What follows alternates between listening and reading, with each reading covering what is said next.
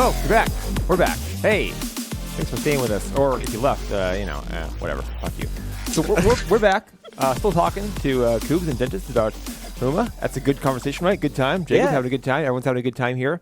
Just talking about how great Kubz is and his coaching transition from his previous team. I was gonna talk. My question before the stream crash is that Kubz, you transitioned from Top Dog Gaming, which recently bought Winter Fox's spot after your time and then failed to qualify, and you transitioned from Top Dog Gaming, which was like Nintendo Dex, Impactful, yourself, and a few others, into Huma, which is basically like the European star lineup. What has that transition been like?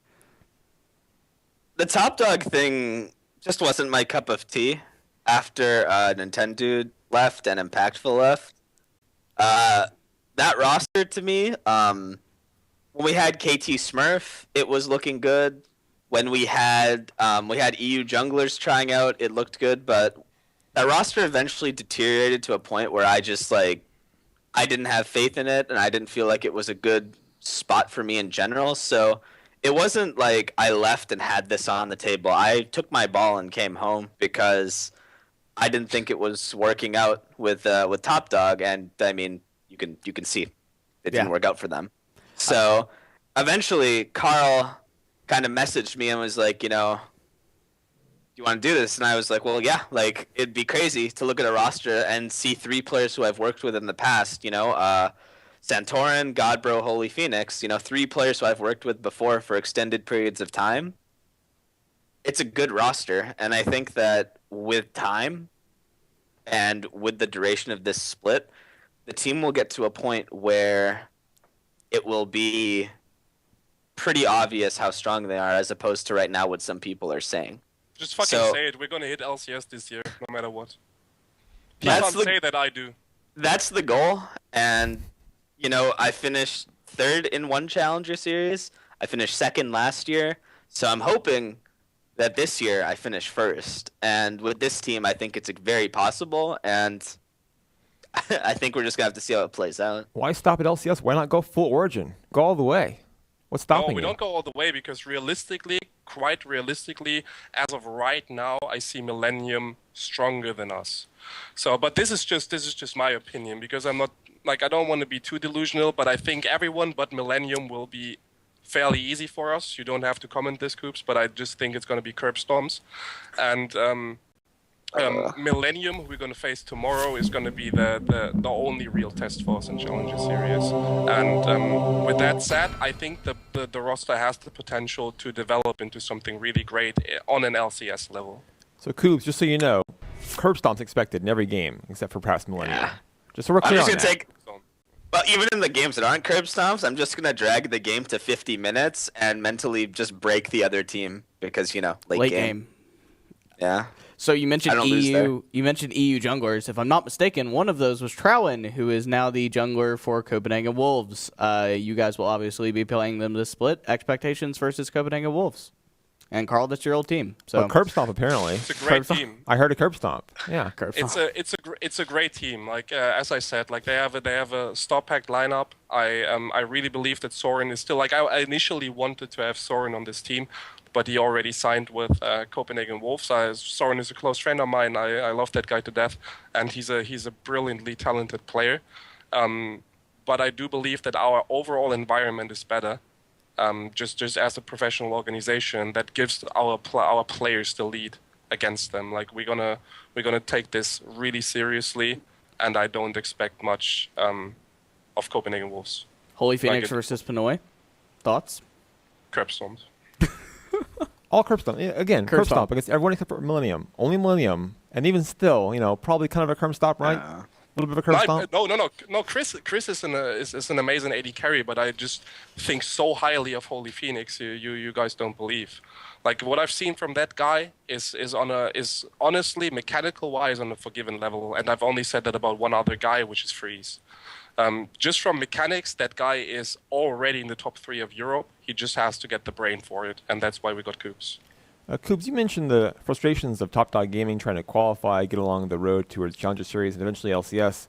What was the process like, Dentist and both of you, for Huma to qualify for the Challenger Series? Was it a confident one? A lot. easier. Yeah. Not because like the competition was easier. It was harder. The European Challenger Series is harder than NA, and I can say that after seeing both. Okay, so the thing in NA with that team, I didn't feel like the people who were supposed to be my superiors or in charge had the experience, qualifications, or quite frankly, they didn't really know what they were doing in a way in certain areas, right? Within like esports, this was their first venture, so you could see the inexperience that these guys had. And then I come to Carl, who he's been around. He took a team that was a relegation dumpster and took them to the playoffs in one split, and then relegated again. But that's a story for a different day. But he knows what he's doing. And when we came here and we looked at basically what happened with Challenger, Millennium, we had just lost to them. They had 2-0'd us pretty brutally at that point. And we looked at the schedule. We're like, okay, like we got this amazing draw from like the Riot draw was super cool. Like it was really convenient. And we were just like, okay, like we have to win 6 games. Let's get it done. And I mean, we 6-0'd. So beautiful. It was a little easier to make it in, but the teams required to play to make it in were way harder than it would have been in NA. Like NA was a cakewalk compared to what the teams in EU have had to go through. What accounts for the difference there? It's just like there's more depth in the European Challenger scene. Teams take it more seriously at that level. Why the difference? A lot of the issue within North America is the most talented players don't always get put in positions where they need to be. And when you come to Europe, the difference you notice right away, if you're talented, you will get picked up and you will be given your opportunity. And part of the reason I came here is almost the same thing, right? Like, unless you're popular, you're well-liked, everyone's like, oh my God, no matter how talented you are, if someone likes someone else more, then they're going to take you in NA because NA is all about the branding and the money. It's why Europe dominates NA every single year on the international stage over and over again, and then NA spends more money and still doesn't work because Europe puts the talented players in positions where they can succeed and they can grow. And because they do that every single year over and over again, especially in Challenger where there's not, these insane imports coming in. Like there's a few imports, that's cool. But it's not like NA where you have like TDK, which is basically, a roster of full-on Koreans with a couple of American Koreans.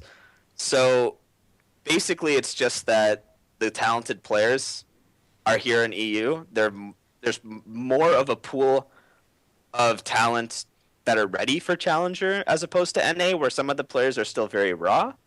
And that's kind of where the difference lies. Not to say NA is bad or anything, but I definitely am more pro-Europe than I thought I would be after, about a month. I mean, it's fairly simple. You just have to look at all the teams in the amateur scene right now that are not qualified for Challenger Series. We got the former 3-sub lineup. We got Renegades EU. We got who else is there? Illuminar. Illuminar. Like all those teams would be able to play in the North American Challenger Series and quite frankly be a pretty dominant force. There was a team that made it in at NA with Jimmy Talon in the mid lane, and that was the team that beat Top Dog, mind you. Samadur Gaming, I think. It was Astral Authority. It used to be Samadur Gaming, and now it's your old colleague Broken Shard's team. He's the head coach. So yeah, it's the dream team. It's the dream team. So I think I rest my case when I say you look at that roster compared to the rosters in EU that didn't make it. And if anyone tells you that NACS is harder, they're insane, and they don't know what they're talking about. It's very obvious. Because like a popularity contest, you think it's like a clicky thing. Well, it's esports. If you liked more, you're gonna get to the big region. You don't have to be good. I mean, it was just have to be liked. It was pretty apparent though, like that a lot of people this offseason were like writing power rankings and everything, and like I remember reading one of them, and they said that Kiri and Smitty J were unknown European players, which is quite the false statement for people that yeah. What?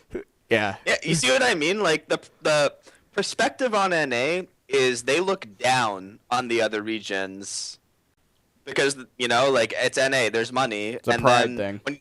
When you look at the talent that Europe even has, like I can count right now in Europe at least 20 players who aren't in Challenger Series who should be. When I think about NA, I can't do the same thing. So for me, the competition in Europe is something that's super. I like competition. I don't think it would be fun to go 18-0 or 10-0, not drop a single game, win every game in 20 minutes. Like maybe that's what Kyle wants. Like okay, I'd much rather have a harder road because the competition is what I enjoy about League of Legends, and so that's why I think Europe's better. I was in Copenhagen Wolves before. I just want to win games now.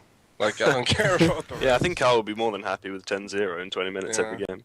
The thing is the following. Like, I think we have a really strange situation in the European scene as of right now, because I even would as far and say that there are teams in the amateur scene, including Challenger Series, that are better than teams that are in LCS. So the LCS roster, some of them, like if you look at the bottom 5, there are fairly questionable, if you ask me. Like, and then the competition that we're going to see there, like you saw the first 2 weeks of Europe LCS were some shitfests going on, and I do believe that the amateur scene is fairly strong this year, which is something that you can't say about North America. So, yeah, the talent development is better in Europe, and I think the whole Challenger Series is going to be one thing though. There is one team in NA that could undoubtedly be the best in both regions, and it would have been Team Liquid Academy with Dardoch and Matt on that roster. I think they would contend. Besides them, I mean TDK, I think with Emperor would also contend. So maybe at the top end of NA, those 2 teams are like not, they're like comparable. But I think when you look at the depth of EU is going to crush NA in terms of depth, just like it is in the pro scene as well. I will say TDK is probably the best North American Challenger Series team at the moment. OQ is a god. So it's hard to judge TDK though, right? Because they should have been in the LCS. They just got. They should be. Yeah, they should be LCS. So. And that's a great transition, Josh. Because what I did know, they get? Jacob. That's exactly why I did it. I know. I'm a genius. Yes. Go on, Jacob. Well done. Josh is here. He's the pro here, actually. Josh is the pro. Yeah. So that's a great transition. TGK got dicked by visa issues, and once again, we are seeing other teams get screwed by visa issues. And yeah, so in North America, there's a little bit of drama behind it, but Echo Fox was not able to use Froggen, KFO, or Hard due to visa issues, and Renegades was not able to use Freeze. Thoughts, boys? I think the really disappointing thing about that whole situation is that, so obviously not obviously, but as it's been rumored and hinted about on Twitter and stuff, is that a few of the teams snitched on a few of the teams snitched on the other teams that had foreign players on tourist visas or visiting visas or whatever you want to call them. And the disappointing thing about that is that, like, before the season started, there was this owners conference and all the teams in North America and Europe were kind of teaming up and being together about some of the issues that the LCS is having, stuff that's been reported before about marketing and branding on shirts and loads more stuff. But the point is they're all like together, everyone was working together for the best thing for the LCS, for the best thing for the teams. And then 2 weeks in, like a few of the teams just turn around and go, actually, nah, we don't give a fuck. And then just report these visa issues that have never happened to them before, of course, No player's ever played in the LCS on a wrong visa. It's never happened. It was clear something happened because you had 1 week of games played, and all of a sudden, Echo Fox has problems, Renegades have problems. What's the fucking deal? All of a sudden, players, the managers decided to, some tattletelling going on. A little bit of whispering in the back room. It's almost like the conglomerate of TSM, C9, and TL wanted to get TL an advantage by reporting Echo Fox. Almost like that. We're not gonna throw any accusations around here, right? It's almost like that. Well, the thing is, like, remember, it's like when Bjergsen had to go home a couple of seasons ago.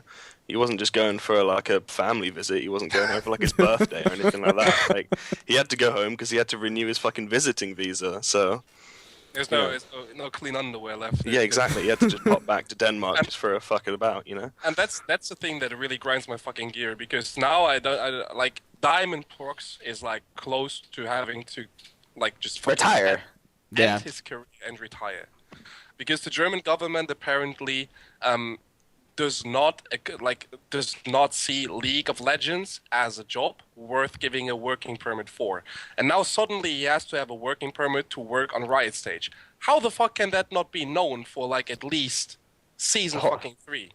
I mean, since season fucking 3, we have Russians playing on the LCS stage in Germany. Don't you think that someone should have noticed, well, wait a minute here, everybody. They don't have a working permit. We should probably look into that. But no, they did not. They didn't give a fuck about that for a couple of years. And now, because we have that shitfest going on in North America, people are like, no, we have to treat both regions equally, which means that the Russian player Diamond Prox have to have a working permit to be able to play on an LCS stage. And then suddenly people realize, wait a minute, that's not even possible. So why don't you just fucking retire? Like, for me, that is the biggest fucking joke that happened the last couple of years. No, but see, remember, Carl, Riot fixed the whole visa issue a couple of years ago, remember? They made a big post about it. They got everyone sports visa athletes, sports, yeah. It's all fine now. And apparently that's not even possible if you ask German law. So I kind of question if they even did anything. We're like, lol, can't you just get a visitor's visa? And now it's against the rule sets because North American big league like where the money fucking lies realizes, wait a second, we should have green cards here, which is also a good thing because thanks to Team 8 for giving fucking Alex Hitch a fucking green card, because otherwise he wouldn't be playing for Renegades as of right now. So chapeau for you guys. Same thing with Orange Legendary on the same team. He just got his U.S. citizenship as well. Yes, I mean, in general, I think it's a good thing. Like, but it should have been sorted out way earlier. It shouldn't come out. Season fucking 3. It shouldn't come out in season 6. But the worst thing is, it comes out mid fucking split. Like, it comes out in week 2 of the split. It basically makes the whole of this split irrelevant in North America. It's a good thing if Riot takes care of it, right? It's a good thing if Riot handles it from the start, as opposed to like being a big fucking surprise in week 2. Like, guess what? Yeah. Echo Fox is decimated. Like, I'm honest here, okay? Like, we just signed a Turkish player. Turkey is not part of the European Union, which means that my player, Holy Phoenix, does not get a working permit for the playoff round. So I better move. Like, I thought that this is like, because there was a post of Riot back then, that it is possible for athletes to get this visa to work in Germany and therefore be eligible to work on stage. So I was like, okay, this is not a problem. We can just get him into the house for practice purposes with like a visitor's visa and then send him back home and make him apply for that working permit as soon as we know that we have to play on stage for the playoffs qualifier, which is a likely scenario.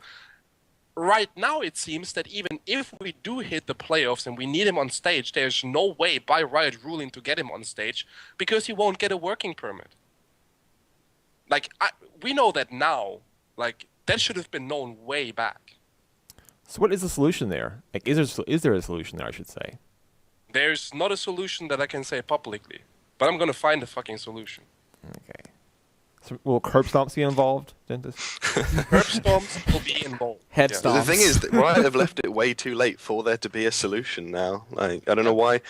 They rather than actually solving the issue, they just said they solved the issue. It doesn't make any sense. Yeah. They claimed to have solved an issue 2 years ago, or 3 years ago, or 3 seasons ago at least. And now you see like Steelback and Vizichachi on social media going, damn, we don't even know who the sub is for Diamond Prox. Like, this kind of came out of the blue. One of the best junglers, and one of the best junglers ever to play League of Legends is forced to retire. And he's rejuvenating his career this split. He looks good. He looked really good. They were doing a lot. Like, the thing is with Unicorns of Love, everyone thought they were going to be like a bottom 3 team, and then they just came out and actually looked good for not being like a star-studded roster aside from him and Vizzy. Like, and Diamond Prox is a huge part of that. Like, he was legitimately like living his second spring. Yeah, I mean, I even interviewed Steelback at the LCS when I went a couple of weeks ago, and Steelback said, like, one of the key things for our team has been Diamond Prox. He's been, like, leading, telling everyone how to play, being the experienced person behind the team. So this could theoretically bring down the entire Unicorns of Love as well. It's sad. God bless North America. Too. Yeah. Well, God bless the North American team owners and management who decided to, wait till week 2 to have a little kerfuffle. I mean, it's another case of, like, So in North American LCS, you've got like a split now. There's the organizations that have grown up since the birth of League of Legends. They're all League orgs. They grew up with it. They grew their organization bit by bit. And now coming in, there's just venture-funded, famous, rich people buying in, and they don't like it. They're like TSM's or any other big organization, not TSM. They've come. They're like, oh, I'm scared of this. Like Rick Fox has just bought a fucking LCS team. Like he's way more famous. He's got way more money. He's got way more fans. I've been working at this for like 6 years, and he can't just come in and do that. So they want to give it a little pushback. I would throw it to, or I would like be willing to say that if Immortals and Energy didn't have their stuff sorted like 3 months ago, that we would have not seen GBM Alltech and Impact, and we would have not seen Huni Rainover and Wild Turtle, just because they would have probably all gotten in trouble for the same thing. But luckily, they were smart enough and experienced enough in the industry to get those visas sorted before that was even a potential problem. So. Yeah, this is something that in Europe was never a fucking problem, because if you're part of the European Union, like of the Schengen zone, you can work in Germany as someone from the Netherlands, someone from fucking Finland. You can just go to Germany and work there, stay there as long as you fucking want to. So Riot didn't have to change anything on that rule side, and now they realize, wait a second, there is one case where we should see a working permit. That is Diamond Prox. Where's your working permit, my friend? And he's like. And then it's like, well, then just end your fucking career. And by the way, unicorns, you can suck a fucking dick and get yourself a new jungle up until tomorrow. Deadline's ticking, boys. You got till midnight, lads, so you better make that one quick. Midnight, yeah. Competitive ruling unicorns of law. Forfeit a match, not having an eligible roster. Thank you, Riot Games. I wouldn't be surprised. Have you seen how many junglers are fucking available in Europe right now that aren't on teams? For me, it has to be like Maxor, like that, because he's on a team. Yeah, but he's associated with Unicorns of Love. Like, yeah, but wasn't there a rule that you can't use challenger players as subs now, or what? You can, but the way they changed it is you have to have written permission from their team. Good so Lord. if someone from Huma was going to be used as a sub, or Inspire, or any other team, you have to have the organization sign. Well, look, I'm sure unicorns can just borrow Santorin, right? That's fine. I mean, I'm gonna throw it out there. I'm a jungle main, you know. I'm higher elo than Santorin Dude, you right have no now. working So. visa. You have no working visa. Ah, BG. I'm gonna touch it. If you touch Lucas, I'm gonna curb stomp. This guy's Man. not gonna leave. Huma's going to he's curb not stomp leaving. challenger teams. Dentist is going to curb stomp other players and And managers. owners, yeah. It's just and Riot apparently, and government officials if he has to for a visa. Like everyone's getting curb stomped. And you mentioned, What you- Carl, you mentioned earlier bottom 5 teams and how you guys stack up against them. One of them just made a roster change that has nothing to do with visa problems. Batong Yak will be coming in for Coup very soon, either this week or next. How do you guys think you'll fare against Giants if you meet them in relegation? Potentially. Do I have to answer that, or can I just stick with curb stomp? Feel free, either you or Kubz. I just don't think like potentially, obviously, we're going to face them in this relegation or in this playoff tournament, which is newly created, and this wasn't known before we founded the team or like put the team together. It was announced way later. Of course. So now there are only two Challenger Series teams get to play for the LCS, while there are 3 LCS teams that play for it, if I've understood it correctly.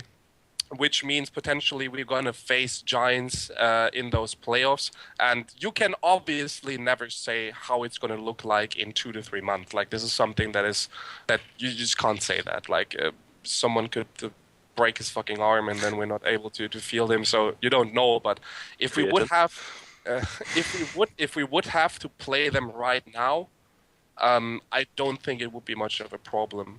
And It'd be a curb stomp. And I also don't think that the change, if there is the change to Betong Jokke, that makes that big of a difference. For me, Coup is an incredibly talented European jungler, and he was not, like, play-wise, he wasn't the problem of the 0-4 LCS performance so far. So there has to be some internal difficulties, if you ask me. Well, Coup has been known to be a little bit troublesome. Didn't you work Yeah, with but I those like guys? those on toxic teams. guys. I like Yeah, those I know, but toxic guys. some players can't really deal with that, you know. Unlucky, really, for them. But I don't Here's think the Betong unfortunate Jokke thing. is going to change absolutely anything. Don't think he's that good. Don't think Giants are that good. I think Giants are going to get relegated, to be honest. Their time is ticking, but I think maybe roster change can always do positive things. It can do wonders. So it's hard to say where they'll be in 3 months. I mean, I think they have one LCS player on their team, and that's Pepe, right? Who else is an LCS caliber player Godfred. on that team? Godfrey. Oh shit! I did actually forget about Godfred. That's right. I did forget about Godfred is good. Godfred's good. I think he hasn't been playing as well as he had been though at the start of this season, but I think he is good. And you got to give Adir some props, because last split and that split before that, people already talked about, well, Giants is an obvious candidate for relegations. They're going to play relegation. They're going to get relegated because they're shit. As the season progressed, they fucking stepped up their game each and every split. So there's still a chance that they turn it around. I think that it's a really sympathetic team, but sympathy doesn't win games, and I think this year it looks really bad for them. I think you're right that they did get better, but I think the rest of the LCS got more better. That's not even the right thing to say. Betterer, they Josh. Were more betterer. They got Yeah, more that's improved. correct. So I think, yeah. For me, there are a couple of teams in the LCS right now that can shit the bench really fucking hard, and have the potential to outshit Giants. To say that. Well, obviously, yeah, like teams like, what are they, Elements and Rockout and stuff, and they're mixed teams. I don't know how long And they're going to Splice. last. And Splice as well. The $1 million lineup. Hey, but the Danish synergy, right? That's fine. They're going to be great. They can all speak the same language. That's really strong. That'll get you If far. there would be a Danish National League, I think they could win it, but it's LCS. It is LCS. Yeah, unfortunate for them. I think the dream result for Giants versus Huma is a 50-minute curb stomp, actually. Like a long, late- that would be the dream. Like, A you late get the best of game- both worlds. Yeah. Late game Bro curve stop. versus Pepe, though. That would be sick. Yeah. Well, I I would be personally, I would be really sad if we would had to relegate Giants, because it's one of the better teams out there. Like, the people on there are all friends of mine. They're really great people, and I would much rather relegate some others. Any name drops there, Carl? Or Curb I stomp don't name someone drop. else. There's a list. There's a Curb list. stomp. there's a Death Note thing going on there. I don't know. I don't watch the anime, but I get the concept. I do don't appreciate watch. I only watch hentai. I appreciate the concept of, I'm sorry I have to relegate you. Apologies for relegating you, but we're going to. No, the Giants did that to us last year, because they are literally good people.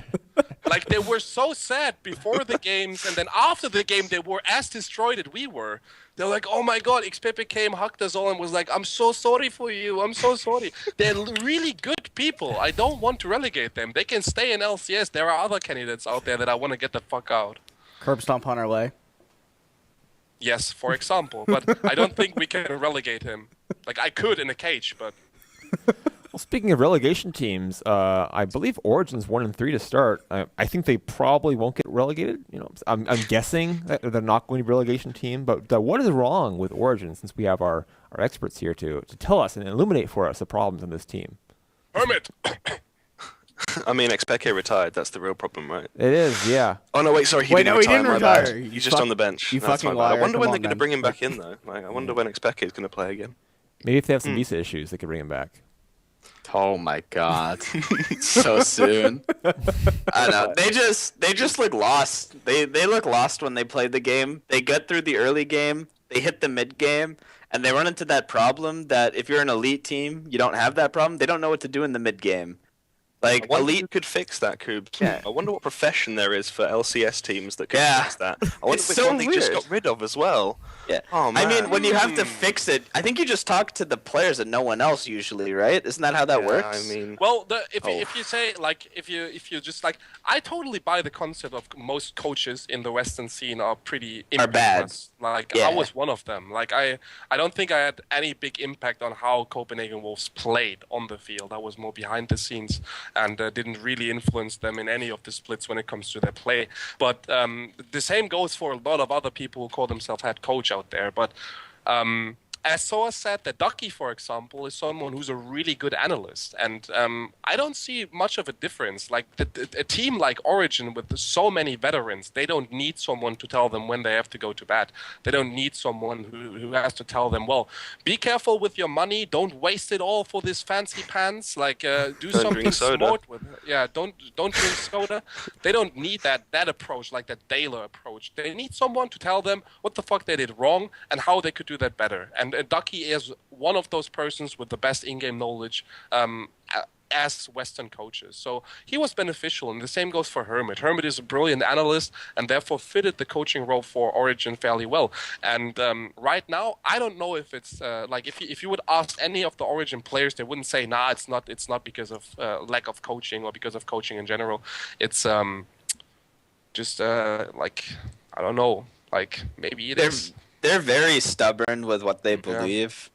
And I mean, each player has maybe we're not looking at it completely accurately. Maybe the information that we have isn't complete, but based on what we see, I think that it's very obvious. Like, if they're not willing to hire someone who's qualified to help them because they can't respect that person to tell them what to do, there's going to be a problem. And admittedly, all of these players are very talented players, so it's hard to find someone who they can hire who can tell them, this is what you did wrong, this is what you're supposed to do, and have them just accept that, despite even having every factual piece of evidence you could. So, I mean, they struggle when the game hits 15 minutes. They don't know what to do.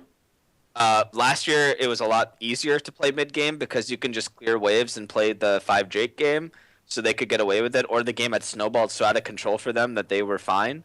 But their wave management, their ability to control the map is completely gone, and I don't feel like they can fix that without some outside help. Unfortunately, Origin have never been too keen on paying for coaching stuff, but happens. Meanwhile, I'm not a big fan of paying coaches, Kubz. Yeah, I'm not here to make money. I'm just here so that people can flame me instead of Carl. I'm just like the shield. Yeah, he's gonna dodge a bullet for me for the next competitive ruling, and that's about it. Hey, Origin went from Challenger to Worlds. That's the proven success formula, right? Don't pay coaches. That's fine. That's how you get to Worlds. That's how you make the big run. Top 4. That's it. You know? Straight up though, like Hermit's now sitting over there just making loads of money in North America, being paid by Sacramento Kings. Living the dream, man. He's living the dream, and his team is 3-1, and they've only lost to He's Immortals. living the dream, sharing with 4 other people. Sharing the room with 4 other people. Here's the thing: you don't come to EU to make money, and so if you come to work in EU, it's because you want to be competitive, and if you get that much money, it's hard to say no to, especially some of the numbers you hear being thrown around now in NA. NA is inflating salaries. Like, I mean, you have Ember, who's just like, here, Golden Glue, here's $92,000, and you're just kind of like. Are you implying Golden Glue is not worth $92K? He used to coach Golden Glue. No, I'm not implying that. He's shit. I would, yeah, okay. I wouldn't pay a player on Huma $92K, and every player on Huma is better pound for pound than every player on Ember. It's not close. It's not close at all. So that should tell you how I think the salary inflation. It's not his fault. If you got offered $92K, would you say no? I would be like, give me that. Give me that people money. that are saying that It's flaming Golden Glue for this. Like, it's not his fault. It's not Grace's fault. You can't fucking blame the players for it. You have to blame the management. I did that actually with Richard Lewis, and I said that person who's running Amber have to be fucking out of their mind, because if you like, Carl, see, they are out of their mind. It's a former Riot employee, so you know where they got their crazy. Oh my Wow. It's Wow. High's brother. Calm down. Here's the thing. You know, the only thing that makes sense to me is the following: you didn't have the chance to sign any players of actual value, so you sign 5 shitters, pay them a truckload of money, and you publish that. So everyone around the scene knows those people have mad fucking bank. And if I want to make mad fucking bank, I go to them. You should link up to Ember. So, yes. So now they're just going to play with this shit fest for like half a split, get out of the way, and then people will run to them and say like, you seem like you're a good organization. I would want to play for you, maybe. If you could... I would be honored to represent Ember. They already took Which is Gleb's. smart. No, they took Gleb's fan base and benched him already. So I mean, you can kind of see what they're doing. If they have the money, to do this for one split, just to waste that fucking money, like we're talking about a lot of fucking. I think money. they said they have 3 seasons for with enough money to They have 3 seasons at these salaries. Yeah, which but is all people say unbelievable. that. Like all people. say Yeah, that's that. what I'm Like, saying. all people say we have about 8 years where we can run this without making any revenue, no problem for us. But like, if they actually have the money to just waste this money this split, it's a smart strategy. If not, they fucking are retards. The real question here, the one real question, and it's for Kubz, is Jimmy Talon worth $92K? Yes. 92 nickels. The only players worth that sort of money are professionals, and the pro players make something similar to that. There's, there's no player in the amateur scene worth this sort of money. What Ember's doing is, I don't like it. I don't like what they're doing because you can see it's very transparent what they're doing, and it's. If you want to pay me 92K though, I will shut up and I will work for you. You know, like 92K, 57K, like it's ridiculous that number. So when you lose a coach from Origin's perspective, like Hermit, to go make mad money in NA, who are they going to pull in to EU? Do they even have a coach? I haven't looked. They have someone on someone stage. Yeah, but I don't know who the fuck that is. Origin also lost their. They had a guy behind the scenes as their manager. They lost him as well. He went to either H2K or Fnatic. I can't remember off the top of my head. Who? Will. No, Yeah. it's not H2K because H2K has the former Fnatic manager. They have all. Oh, he went. Maybe he went to Fnatic. I don't know. Origin lost their guy. No, their Fnatic- guy Yeah, behind the scenes as well. Fnatic lost their behind They- the scenes. Fnatic got Is it- Finley or whatever his name is. Origin needs to shell out 92K and find someone. But staff is fucking overrated. You just need 5 LCS veterans in your Yeah, man. Gucci. In If you ask me. You know what they need actually? yeah. They need like a star, like recently retired player who's familiar with the team, who can take over as Broken coach. Shard. Exactly. Yeah, that was my first thought. For Broken Shard to catch Origin right here. Yeah, The- you heard it here The first. brain, That the could brain work. trust. Yeah. Honestly, that could work because Ram, besides everything else, knows how to deal with players and personalities. So I would see Ram succeeding on Origin. Because he's just not going in there being like, you know what, guys, I'm fucking coach, so you're gonna say what I'm telling you to do. And Source is like, fuck are you?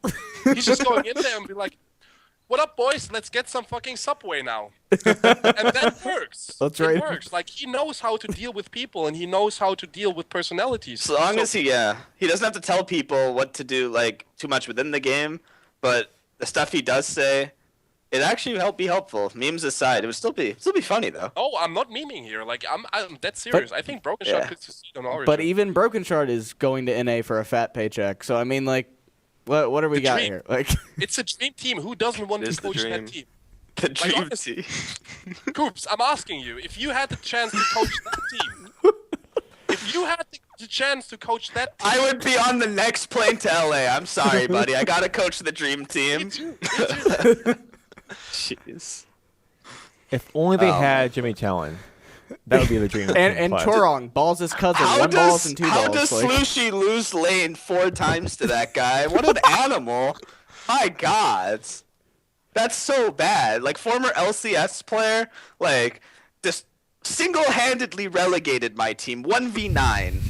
Single-handedly, Slushy does this, and then he goes against Jimmy Talon, solo queue superstar, and he loses. Who's that And it- guy even? I never heard of him. Yeah, He's I've a never one, heard of him he's, either. he's a one-trick Talon pony Oh, in really? a solo I didn't queue. get that. What is he called? Jimmy Talon. Jimmy Talon. Who does he play? Jimmy Talon. He's a Talon pony. Okay, so I see. Ah. Yeah, makes sense. Yeah, I was thinking LeBlanc actually is my first guess. Yeah, Sam. I have a question though. Like, at what point does the money train in NA actually begin to work out? Because, for example, Immortals look pretty strong, right? I think these players are well compensated. It's my guess. They make some money. I mean, Adrian did say in an interview with our own Samuel Lingle, my signing bonus was my last year's salary. I don't think Huni and Rainover were free. I don't think they came No. over just like pro bono. So, is there a certain point at which like the money train actually produces some really good quality teams that can make an The impact? top end of North America, you can make the argument, but the issue will always stay the same. Like what Immortals has done is very rare. They've had a decent game plan. They've acquired, it's so easy. Make the offer, and if they sign, like look at my team. So that part's like that's not like a big strategic move. Like they found these players playing Korean solo queue and like Diamond 3. These are like 2 of the best players in the world. So in this isolated incident, you can say that, yes, it's been a success. You can look at Energy and say like, yes, it's been a success. But when it comes to the consistency and the like larger sample size, you see the same issues.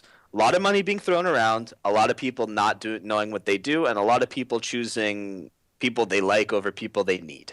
Meanwhile, Well, I think as in well, Europe, what you're saying is like you could, like, how long have they been just throwing money at imports and hoping that they work? Eventually, one of them's going to stick, right? One It's team's been going to get it three- right. It's going to happen 3 eventually. years. It's like 3 you throw years. enough shit somewhere, it's going to stick eventually. and meanwhile, the best team Immortals in have it. Meanwhile, the best team in Europe, each player is making 5.5K a month. So, no joke. 5.fucking-K. 5.5. Fucking K. Here's the thing. I don't think at this point it's a question of whether or not those huge investments are going to pay out, because we all have to follow.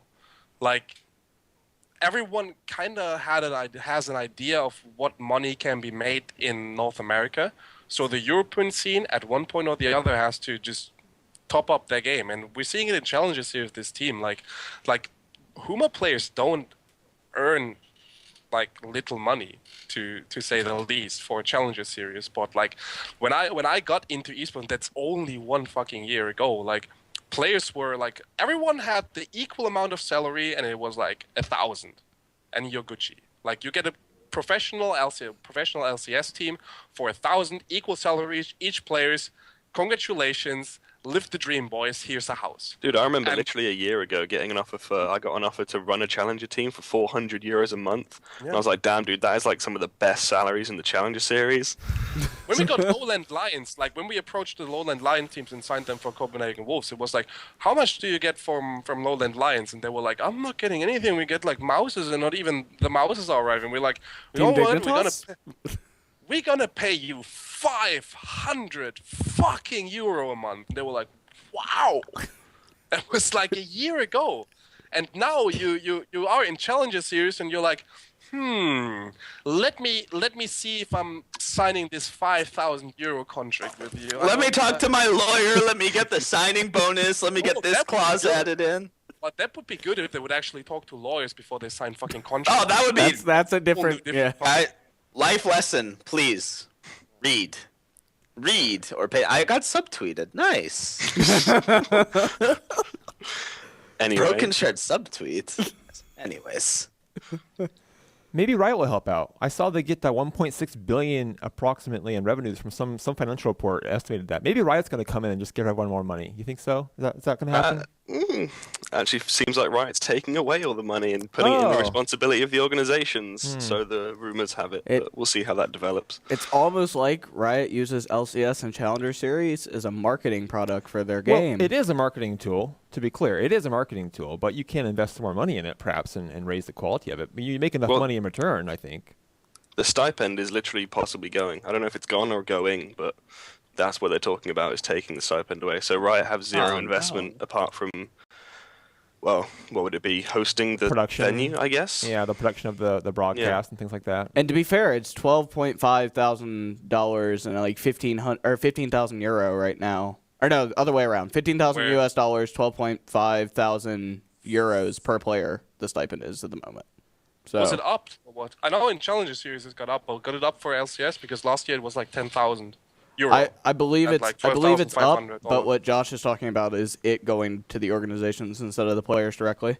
Franchising, boys. Yeah, franchising. Franchising, yeah. It's coming. This is also something that is why everyone tries to get into the Challenger Series right now, and why no one will have the chance to get into that bunch of shits next split. Because if we look at the Open Qualifier, I think 5 out of 6 spots for the qualification tournament are filled by fucking national leagues. Yeah, and who can put together a good team that is able to win a national league. They were really bad. All the national league teams were really bad.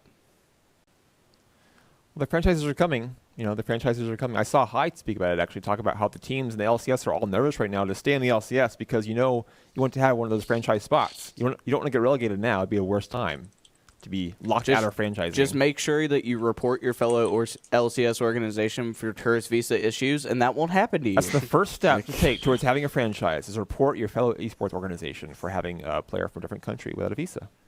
That's what I would do. I'm going to report the fuck out of everyone. Yeah. That's the figurative curb stomp, is to report you for not having the proper visa. Riot Light will smite us all. Well, they will. He's already smited Carl. Now there's just 4 of us left. On that note, I want to thank everyone for joining us here today. It was a good, healthy discussion on visas and curb stomps and money. Late game. Yeah, Immortals, 50-minute games. I want the word curb stomp to be an established phrase in esports, by the way. Is it a new meme? Everything's a fucking meme for you, Jacob. It doesn't matter. We'd say anything. Yes, JW, stop the meme. enough of this banter. Exactly. We've had enough. We're esports. We're serious Yeah. only, professional. All that money we have, it makes us serious, makes us professional, right? 92K. Yeah, we all make 92K here. We all do. Combined, perhaps. So that's enough, I think, before we go too much into the income element of this broadcast. I want to thank Dentist. I want to thank Kubz. I want to thank Josh Raven and Jacob Wolf, all for joining us here today. I'm Jared Wynn. If you like the show, follow the channel, the VOD on YouTube. If you missed part of it, please look it up You there. can now subscribe as well. Yes, you can do that. Daily.esports on YouTube.